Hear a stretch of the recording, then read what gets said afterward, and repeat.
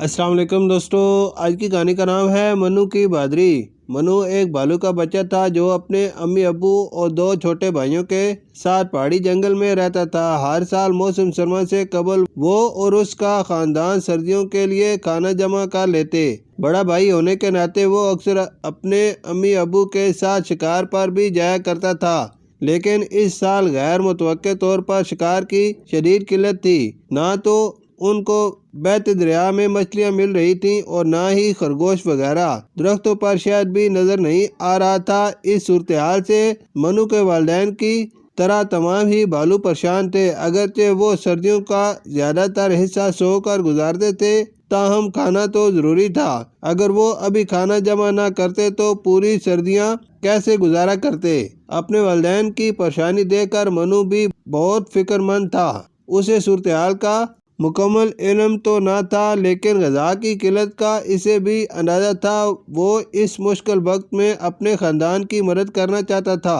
ایک روز وہ امی ابو کو بتائے بغیر اپنے گھر سے نکل کر دریا کی جانب چل پڑا۔ کافی دیر تک درختوں کے درمیان نیچی ڈھلان اترنے کے بعد اسے احساس ہوا کہ وہ راستہ بھول گیا ہے۔ اس نے سوچا کہ شاید اس راستے پر جانے سے کھانے کا کوئی ذریعہ تلاش کر لوں۔ یہ سوچ کر وہ چلتا رہا۔ مزید آگے جا کے اسے ایک غار دکھائی دیا۔ پہلے تو وہ اسے دیکھ کر ذرا ہچکچایا، لیکن پھر وہ غار میں داخل ہو گیا جو کافی لمبا تھا۔ دراصل وہ ایک سرنگ تھی جو کچھ لوگوں نے بنائی تھی۔ کافی دیر تک چلنے کے بعد منو کو ایک بڑا سا صندوق نظر آیا۔ تجسس کے باعث اس نے صندوق کھولا تو اس کے اندر انواع و اقسام کی مچھلیاں تھیں، جن میں اس کی من پسند مچھلی بھی تھی۔ وہ بہت خوش ہوا۔ اس نے ادھر ادھر دیکھا تو اسے مزید صندوق نظر آئے۔ اس نے باری باری سب کو کھول کر دیکھا، جن میں مارخور، خرگوش اور ہرن تھے۔ یہ سب دیکھ کر منو کی خوشی کی کوئی انتہا نہ رہی۔ ادھر منو کے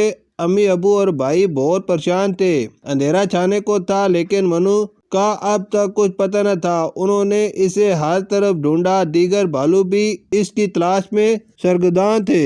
ایک بھالو نے اس کے والدین سے کہا کہ مجھے ایک نئی سرنگ نظر آئی ہے جس میں کچھ لوگ ہیں۔ منو کے ابو بھالوؤں کا سردار اور 5 بھالو اس بھالو کے ساتھ سرنگ کی جانب روانہ ہوئے۔ وہاں تک پہنچنے میں کافی وقت لگا۔ اس وقت تک گھوپ اندھیرا ہو چکا تھا، لیکن سرنگ سے روشنی اور آوازیں آ رہی تھی۔ تمام بھالو محتاط انداز میں سرنگ کی جانب بڑھے۔ قریب جانے پر انہیں گفتگو سنائی دی۔ وہ کہہ رہے تھے، آج تو ہمارے ہاتھ بڑا شکار آیا ہے۔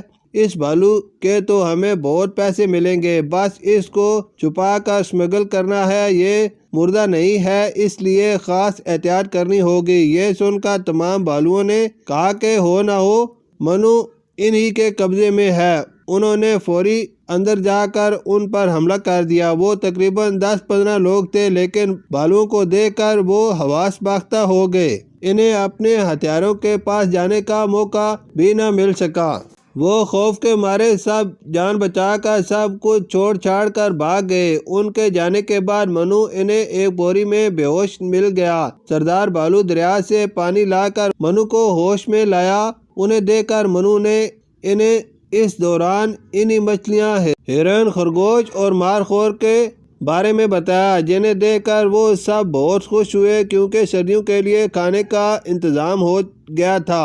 وہ کھانا لے کر واپس اپنے ٹھکانے پر آ گئے۔ صبح تمام بھالوؤں کو منو کی واپسی اور کھانے کے ذخیرے کی خبر ہوئی تو بھالوؤں کی آبادی میں خوشی کی لہر دوڑ گئی۔ ان سب نے منو کی بہادری پر اسے داد دی۔ اس کے اس کارنامے کے سلسلے میں ایک دعوت کا انعقاد کیا گیا اور یوں منو کی بہادری سے تمام بھالوؤں کی سردیاں بہت سکون سے گزریں۔